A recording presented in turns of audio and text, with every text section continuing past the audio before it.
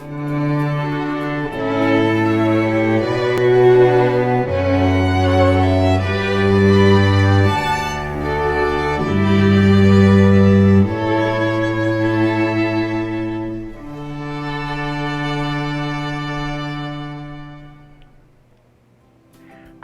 welcome back to Hawaii is my mainland.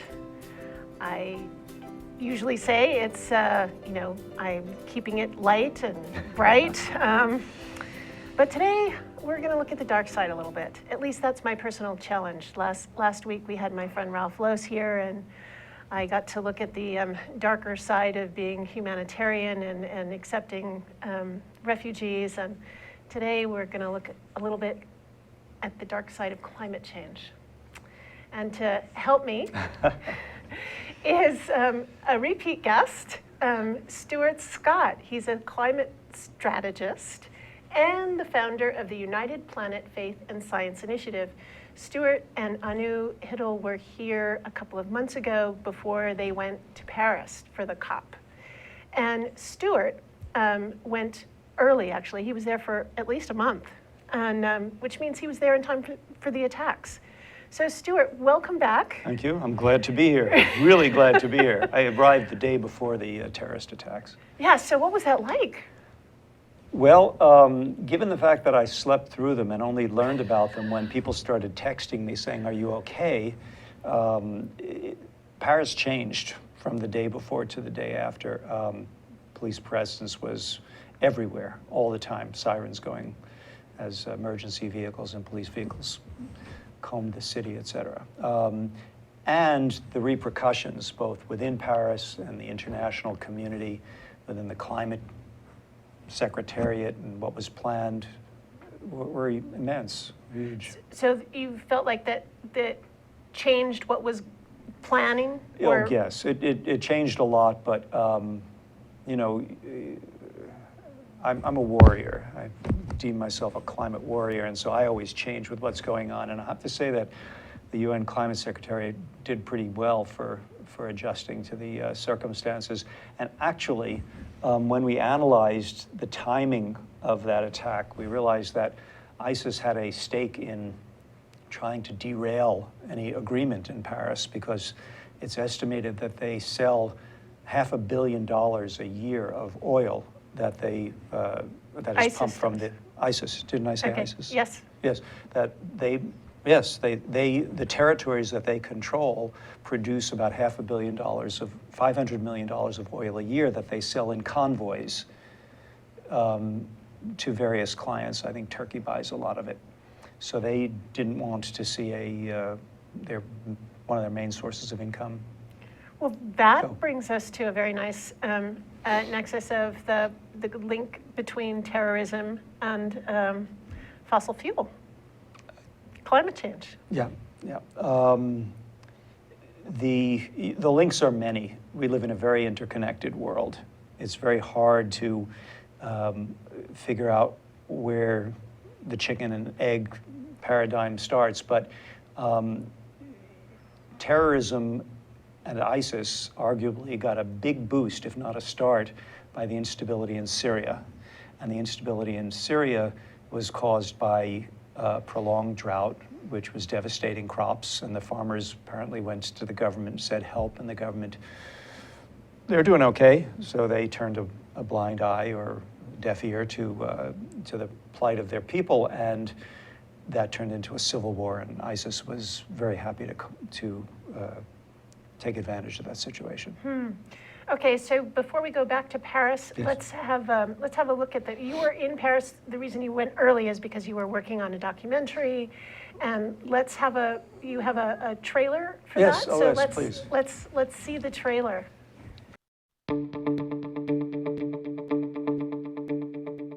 My name is Stuart Scott. I'm the founder of the UPFSI. Faith, religion, spirituality, and science are on the same page. The COP is the annual conference of parties. It's the meeting of 192 nations, all coming together to try to iron out how do we make an agreement to save the planet, to save civilization. The COP is composed of power centers, of caucuses, within the political realm, within the economic realm. There is a cacophony where there should be an orchestra. Right now, we are at 0.85 degrees centigrade above the 1850 average. 1850 is used as the baseline because it's pre-industrial revolution. At current conservative projections, in what year will we no longer be within that familiar band over the past 150 years? And globally, it came out 2043. That is less than 30 years from now.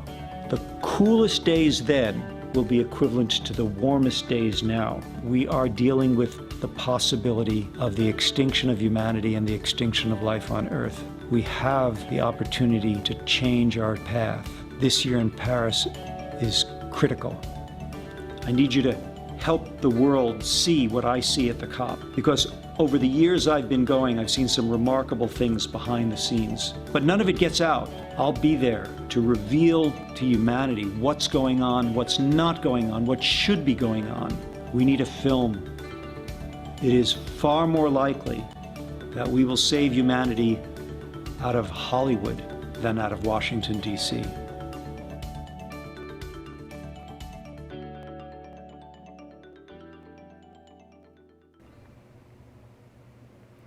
Well, I don't care whether it's Hollywood or Washington, D.C., as long as we save it.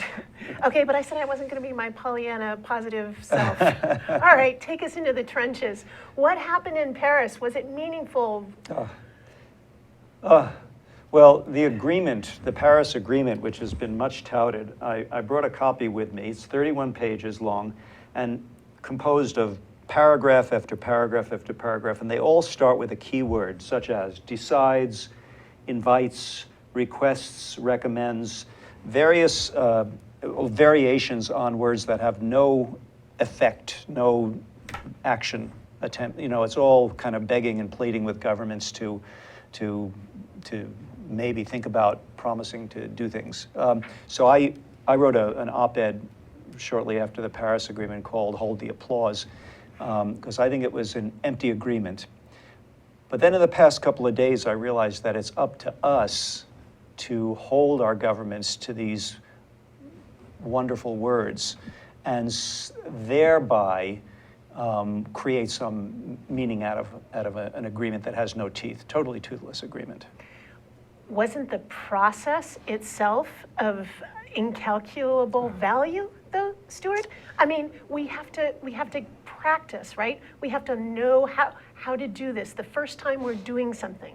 You know, maybe it's a dry run, but everybody got there. There may have been a little terrorism, but you know, for the most part, things went okay. Well, most people got there. One or two of my guests did not show up because they were worried about the security. To go from Paris to where the COP was held, Le Bourget, north of Paris, you had to go through neighborhoods on an elevated train that was exposed to potential.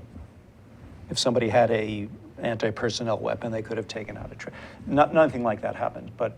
But the process, which took a long time to get there. You know, look, we have the Montreal Protocol, where scientists realized we have a big problem. We're stripping the ozone layer of its capacity to shield out ultraviolet. And during the Reagan administration, we got on top of that one and very quickly put together the Montreal Protocols. Well, we've been at this climate change thing since 1992, arguably, and have very little to show for it. And in fact, what they're talking about now, even in this great-sounding agreement, is the same failed policies that they were talking about 20 years ago. I regard the biggest thing that I did in Paris was to get Dr. James Hansen to agree to go to the climate talks for the first time ever. For those of the viewers who don't know who James Hansen is, he is arguably the world's most famous climate scientist. He was the head of NASA's Goddard Institute for Earth and Space Sciences, which was renamed. The Earth was taken out during George W. Bush's administration for obvious reasons. And he resigned in 2013 saying, I can't both work for the government and sue the government at the same time. He became more and more moved to personal involvement. He's been arrested 11 times. And I got him to come to Paris, even though he said that basically You got him to come to Paris, and what did he do when he was there? He appeared on one of my Climate Matters TV shows. What I did at the COP this year was I did 11 half-hour talk shows, like you do, but half-hour format. I basically co-opted the UN's press conference room, or one of them, to do this TV show. They worked pretty well, given the fact that they were expecting talking heads, and what I gave them was a conversation. But it worked out pretty well, and he did one of them, which was, I felt, very successful. I will have the links to all of those Good. and the follow-up blog, so if anybody's interested, and they're also somewhere else, right? Are they Well, somewhere? they're on YouTube, but the website that gathers all the various YouTubes together is climatematters.tv. Okay. They're all on there, plus some short pieces of some of them, which I felt were very interesting, such as the rap artist who rapped as though he were the Pope, rapped about Laudato Si, the Pope's encyclical. Anyhow, Hansen went there, and he basically said what I'm saying, that the agreements are still talking about policies that won't solve the problem. They've been tried and they won't solve the problem. This system of INDCs, independent, nationally determined, whatever, they're Yeah, the measurements. the measurements, the all goals. the goals. That The everybody voluntary, everybody commits. gets to pick their own, Yeah. how much they're going to throw into the What the about pot. them? What's wrong with them? Well, in this I'll give you a link to the op-ed that I wrote also. I call them ranging from worthless to hopelessly worthless, or something like that. They're all insufficient. No, insufficient to woefully insufficient, excuse me. None of them is what you would call a fair share for the corresponding nation of the burden that all nations need to share if we're going to save humanity from a catastrophe. So did he have any suggestions? Yes. The one that he, well, there were two, one of which was controversial even amongst the environmentalists. But one of them is... Well, tell us what it was. I'll tell you both. One of them is something that's being called a carbon fee and dividend proposal, and it's being considered in Washington, D.C., albeit not in the exact form that we would like to see it. The idea is to put a fee on carbon fuels at the wellhead, at the mine, at the port of entry if they're coming from other countries, and to do equalization for countries that are exporting goods that don't have a carbon fee, where we will essentially assess the fee on those goods at our borders. And as Dr. Hansen said, if just one, two, or two of the United States, European Union, and China, if one or two of those three, or all of them, would impose a carbon fee and dividend proposal, the world would have to go along, because other nations would find we were assessing the tax for them. So we just need a couple of big players to do this. And what it would do, it would level the playing field. Well, that sounds pretty good. What was the other one? The other one, Dr. Hansen, along with three other very well-regarded scientists, said we cannot eliminate the idea of nuclear power from the mix if we are going to avoid... Now I know why it was controversial. If we are going to avoid a catastrophe. And they were not saying that we should be building more of the old-style plants, but the statement, simply put, is that we cannot leave that off the table. Oh, well, I'm glad I wasn't there. I wouldn't have been very nice to that, because... Well, you have to listen to the argument before you... before you... Well, you have to listen to the argument, and, you know, the Earth receives in 8 minutes enough solar power to fuel everything. The question is whether we can get there from here. That's the question. Exactly. Okay. So we can't get there from here without doing something about that. Yes, so instead of putting the intention into nuclear and so forth. Anyway, we're going to wrap up this little section about Paris and take a break, and then come up and talk about more stuff. Okay, thank you. Ted Ralston. Folks, host of our show at Think Tech Hawaii called Where the Road Leads, where we talk about technology influencing the future of Hawaii. Technology, of course, is the art of solving problems.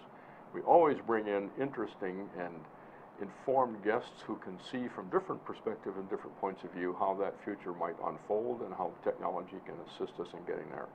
So once again, join us 4 o'clock to 5 o'clock on Fridays. Ted Ralston, your host.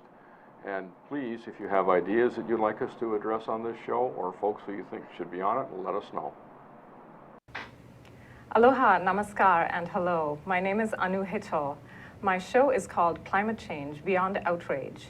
In it, we go beyond outrage to discuss solutions to global problems on climate change facing people, nations, and the world.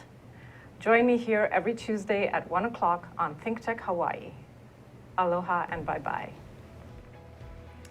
Welcome back to Hawaii is My Mainland. I'm Kaui Lucas, and this week I have climate strategist Stuart Scott, who was not only attended the COP in Paris, but was there for a month. We talked about that. And so the picture we're getting is that the COP wasn't really all that fabulously successful, and in fact, things are pretty bad. So Stuart, how bad are they? Well, okay, I'm glad you didn't call me a climate pessimist. I'm a climate strategist. I am more on the pessimistic end of the scale because I don't see us turning the corner very quickly. But I'm working my hardest to try to change that, and there are a lot of us. There are a lot of us working that.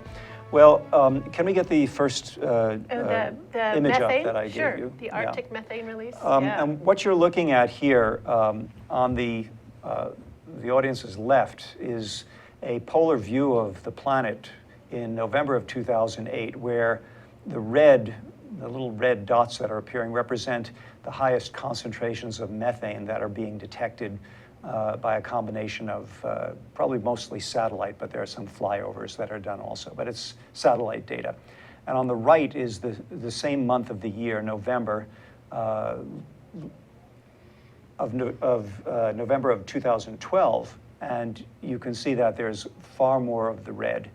One of the scientists that I work with has said that basically millions of square miles of territory are now releasing the methane cover. Now, why is this important?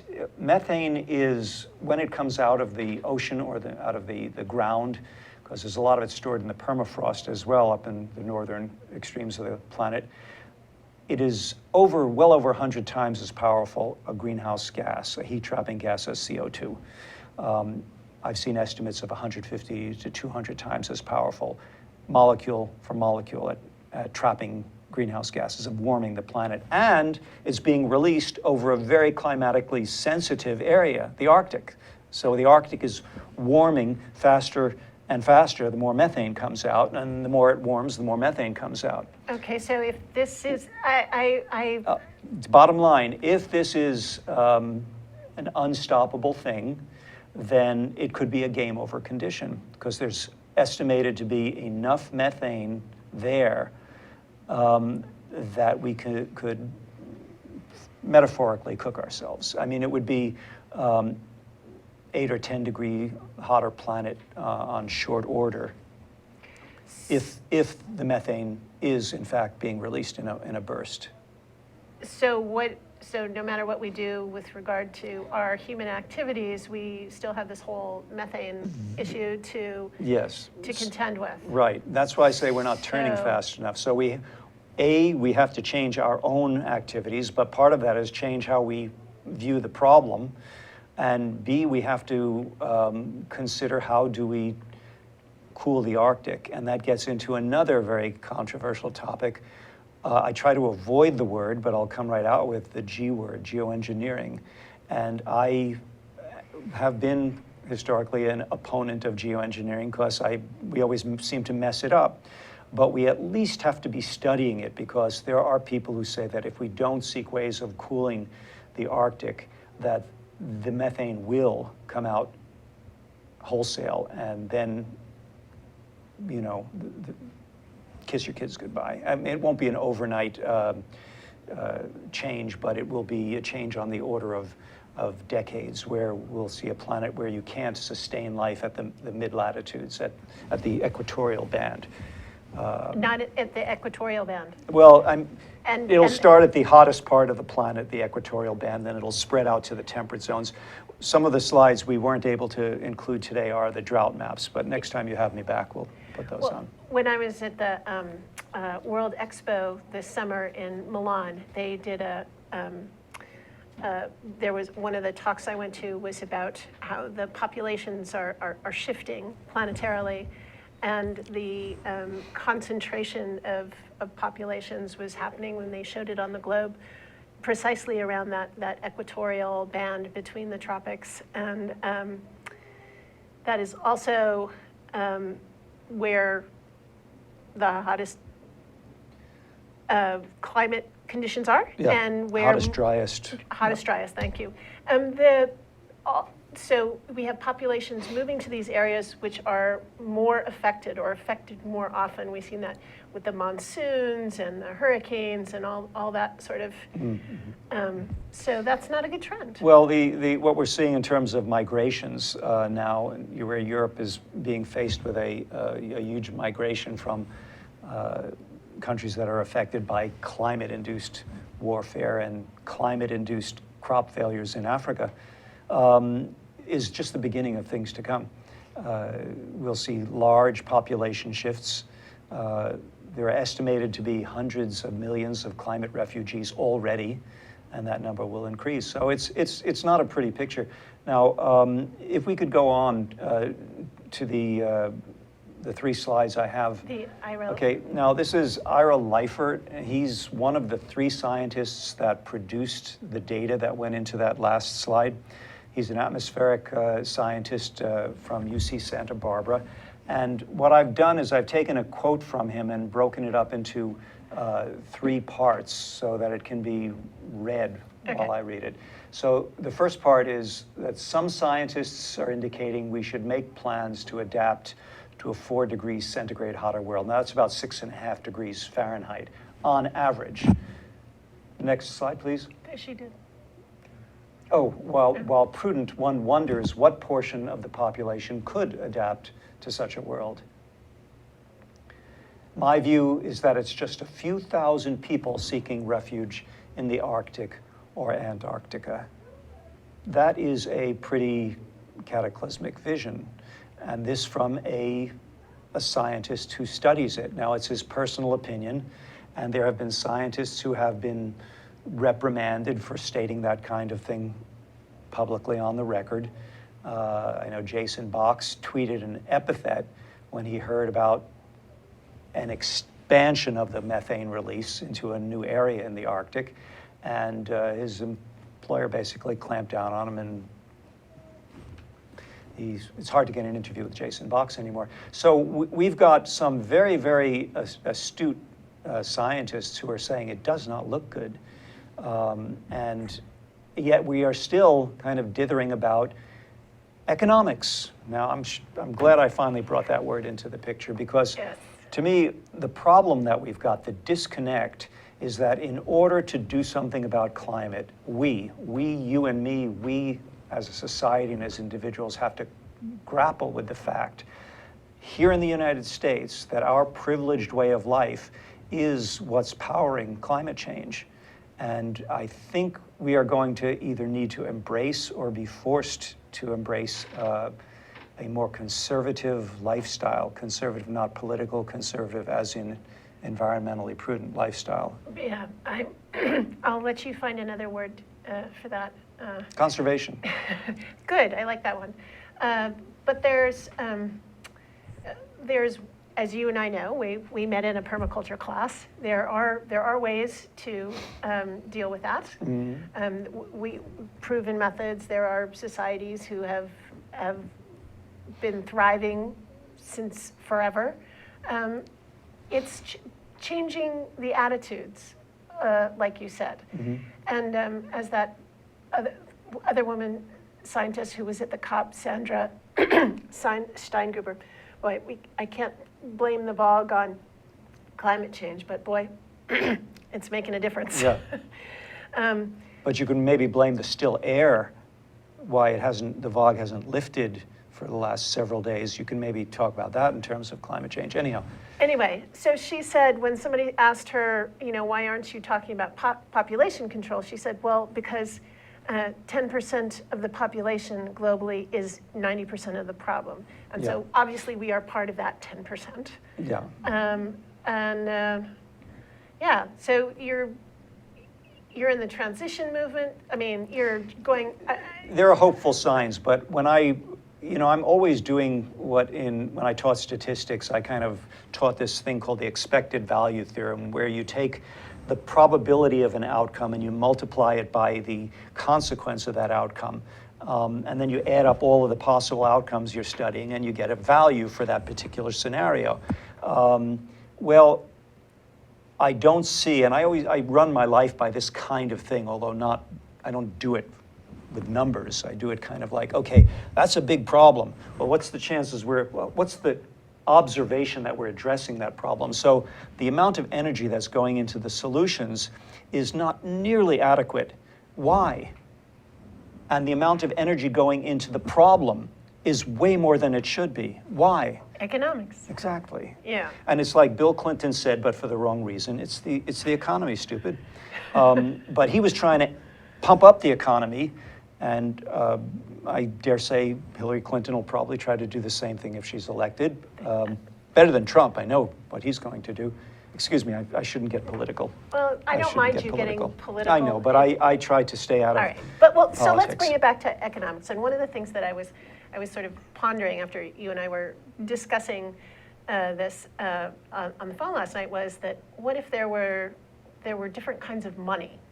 In other words, money that was generated carbon-free versus money that is dirty money or carbon money. Yes. I'm sure somebody's played with this. Yes, I at one point had a graphic artist create a currency for me that I was going to use. It was the idea was to create a local currency that could be cloned in various places and maybe even interchanged. They were called reboots. The website that I started doing was rebootworld.org. It's still there, but I never released the reboot bills. I showed them to a few friends. But again, local currencies, even though... I really wasn't talking about local currencies. I don't believe in them, actually. Okay, then what were you talking about? Changing the dollars to carbon-free dollars? Right, so the value. And we keep talking about, I went to see The Big Short, and it's just sort of changed my picture of everything having to do with economy in the United States. So if there was a different value, like there was, we have ratings for bonds, AAAs, AA's, A's, B's. Well, what if we had different values for But that's not going to be done by the powers that be, because the effect that it would have would be to change our growth patterns. Our economy is woefully defective because it is numerically constructed so that it must expand or collapse, which is arguably what happened in 2008 nearly, was going to collapse. There was going to be an implosion of the financial system. And the way the Federal Reserve and the bankers got together and the way they saved it was by pumping out a lot more money. And they called it, euphemistically, quantitative easing. In other words, let's give out lots of money and let's not give it to the mortgage holders who are losing their homes. Let's give it to the banks so that the banks stay liquid because they have lots more money. Well, the way money is created is a banker goes over and lends it into existence, creates it by a few keystrokes and gives you a check or puts it in your account so you can build a house. Well, money is created not to sit there collecting interest, but to harvest nature. So we have an expanding economic model that is posited, has to expand or collapse. When that expansion, the only thing that can drive it, that can pay back that interest, is harvesting more and more of nature more and more quickly and forgetting about the fact that we're dumping all of our toxins into the oceans, into the air, and into the waste landfills. Okay, so that was a really interesting phrase. The money is there not to collect interest, but to harvest nature. That's the only way people can pay back their loans, is by doing things, essentially projects, or you're working for somebody who is doing a project that in some way is relying on energy, which is harvesting nature. Now, there are benign ways like harvesting solar energy, but they're the easy ways. And our society is taking the easy way out, which is fossil fuels. And now, Okay. We'll come back in a minute and get into it a little further. Okay. Aloha! Hello, my name is Patrick Bratton. I'm host at Global Connections here at ThinkTech Hawaii. We broadcast live every Thursday at 1 p.m. We bring Hawaii to the world and the world to Hawaii, talking about international events and various things of interest to the audience. Please join me. I look forward to talking with you and having you get to meet some of my guests. Aloha. Aloha, my name is Kirsten Baumgart-Turner, and I'm the host of Sustainable Hawaii at thinktechhawaii.com. We air live on the internet and also on Oceanic Channel 16. I'd invite you to come for a fresh new show every Tuesday from 12 to 1 o'clock. I try to bring on guests that give us a different viewpoint on aspects of sustainability in Hawaii, as well as trying to unpack some of the difficult concepts of measuring and achieving sustainability, particularly with regard to sustainable economic growth and prosperity in Hawaii. Please join us every Tuesday from 12 to 1 p.m. Mahalo. So we're aloha. going to start. Am I too close to the mic? Welcome back to Hawaii is My Mainland. I'm Kaui Lucas, and my guest is Stuart Scott. And we're talking about... I'm so tempted to say, hi, Mom. We're talking about climate change, and we're not going to be Pollyanna about this. We're going to be very serious about this. Okay. But there are But. some exciting things happening on the bright side. There's some.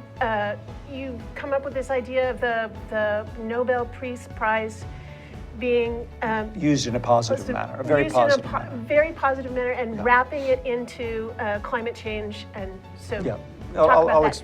if you'll let me explain, and I'll ask your viewers, both live viewers and webcast viewers from the YouTube that's out there, to please go and do this.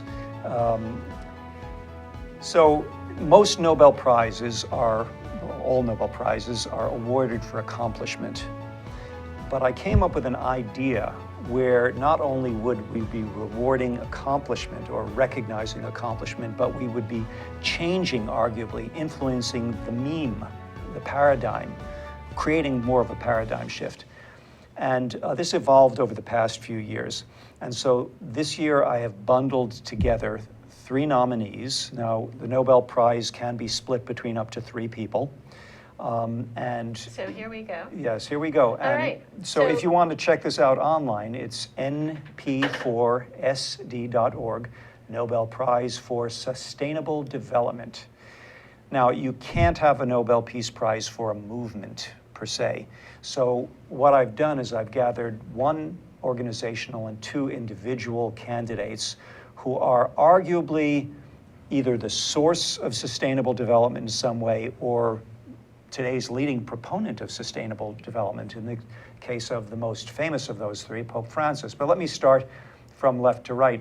The Club of Rome is a think tank, an organization that started with a meeting in Rome. They have members from all over the world. And they brought out a study. They sponsored a study that came out of MIT called The Limits to Growth. And it was released in 1972. Wow, that's a long time ago. Much to the well, this is sustainable development has not always been there. You know, it's recently relatively recent development, and when you look at the scholarly literature on sustainable development, the document that is most often quoted is the Limits to Growth report. Okay, so we have the Club of Rome, and then then we have Herman Daly. Herman Daly. Now, Herman Daly was a World Bank senior economist for about 6 years, I think, in the late 80s and early 90s. He was in charge of their Department of Sustainable Development. And he quit because the World Bank at that time was not getting it. Now the World Bank has since then kind of gotten it as much as they can, being part of this growth meme. But he basically was arguing that we have to have a different economic system, one that takes into account as a fundamental assumption that the planet has limits. Right, so And his natural capitalism. natural capital is all part and outgrowth of this. Right, And okay. his system is now called ecological economics. Ecological. So what people really need to do is go to that website. Yes. And I don't have to tell you about Pope Francis. But no, he- no, really, we don't. he's- Besides, we're going to talk about him at the very end. Okay.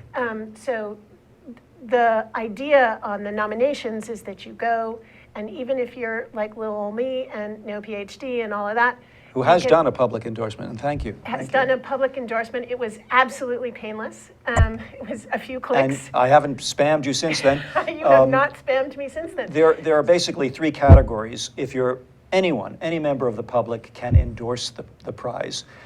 There are millions of qualified nominators, most of whom aren't aware that they are qualified to nominate for the Peace Prize. Okay, they And then are? they are, well, Categories. the most numerous category is all professors anywhere in the world of 5 subject areas: history, philosophy, law, interestingly enough, religion/theology, and social sciences. And that itself includes everything from psychology and sociology and Anthropology. anthropology. And all of this. Economics is a social science, and hotel management or tourism management. Wow. Or So we have quite a few right here quite in a town. few. And So you they can do are that. qualified to actually nominate for the Peace Prize.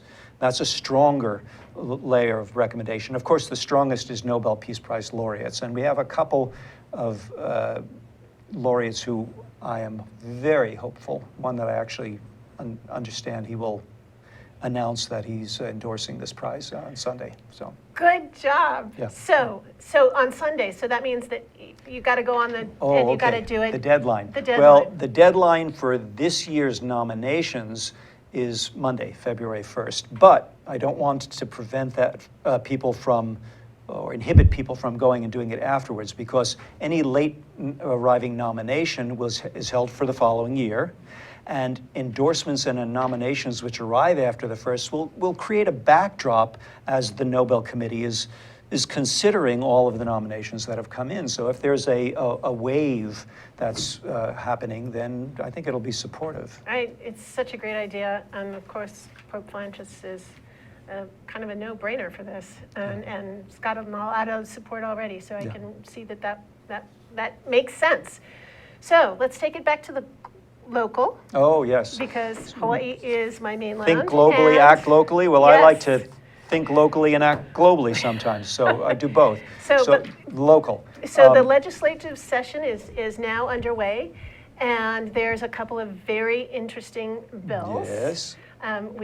One is HB 1511. Tell us about that. That's Okay. the holdover. Now, the two are related, and yes, HB 1511 is a holdover. Representative Chris Lee is bringing it back, and we're hoping that this year it will pass. What it asks for, what it requires, instructs, is it instructs the management of the state's employee retirement system, $14.5 billion worth, to divest from fossil fuel stocks.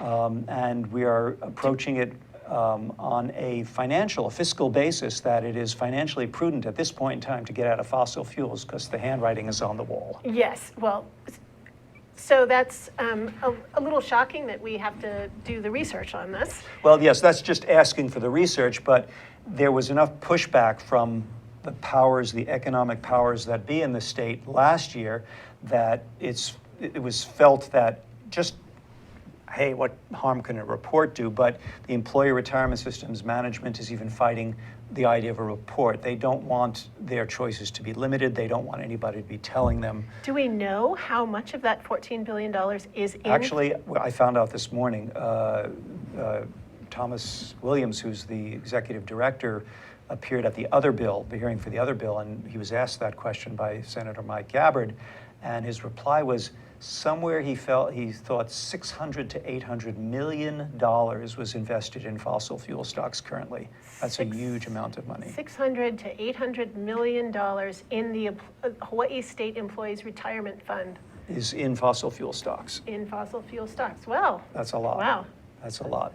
And I'll have to say that part of that pushback is because the financial industry, as that movie that you saw probably reveals, hangs together. It's a club. I was part of it. I was a stockbroker in the mid-'70s for 2 years. I was the first environmentalist stockbroker on Wall Street, I believe, to my knowledge, and couldn't make it stick in the Wall Street of that day. But I got familiar with some of the shenanigans, shall we say, where the retail brokers will be selling a stock while big holders are liquidating it. So the retail brokers will be supporting the price while the institutional investors are getting out.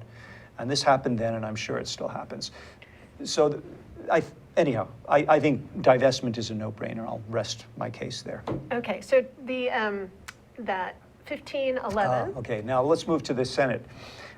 In the Senate, Senator Mike Gabbard introduced SB2155. Yeah, let's see that again. There we go. Oh, there we and go. That's actually the real deal. That is instructing the employee retirement system to divest within 5 years.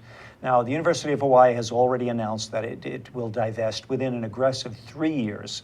And I think they did so at the right time, and they probably have benefited because fossil fuel stocks have been falling out of bed for the last 3 years.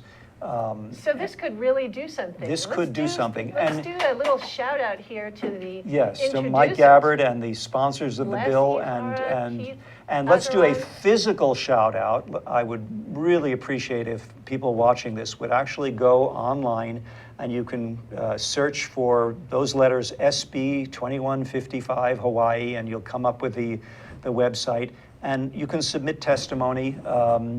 It will be heard. The next hearing is February 9th, and you can submit testimony now. Do try to frame your testimony in terms of the financial impact, because they've had enough people saying climate change is dire, and they're going to discount that. They're going to put those aside mostly. So you need to study up a little bit, but if you contact me through that website, climatematters.tv, or yes, that's the best way to contact me. Okay, so did they, in that bill, does SB 2155, does it have a timeline? It says within 5 years. 5 years, So okay. if it's passed the way it is, within 5 years, the employee, now that's more than enough time for it to get out of a position in stock. Wow, I can't believe how quickly this 45 minutes went, Stuart. Yeah, well, let's there's so much, it's just let's so barricade rich. the door and stay at it. Well, we talked about Pope Francis, and there's something that's happening here locally that you attended the other night. Oh, yeah. Dr. Elizabeth Saturis, who is a PhD. She's an evolution biologist and professor in residence at Chaminade. And she's presenting a series called Visions of Challenge and Hope for Hawaii. It's tonight in the Mystical Rose Chapel by donation. So she's doing a series on Pope Francis's Laudato Si encyclical. So it's in 3 parts. One is tonight from 6 to 7:30, Saturday morning 10 to 11:30, and Sunday afternoon from 1 to 2:30. Yeah, I and there's attended. another Yeah. there's another one on Tuesdays. Well, she did it in 2 forms. One as a series of 3 Tuesday evenings, and the third one will be this Tuesday. And then this weekend, she's doing all 3, Friday evening, Saturday morning, Sunday morning. And I attended the middle lecture, and I'll go back for the final lecture tonight. It was quite good, and it's not limited to Laudato Si, but the inspiration for it is around this amazing document that this very inspired Pope brought out. Well, you'll have to come back and talk about it. Yeah, Okay. Pleasure. Thank you, Thank you. Stuart. We'll see.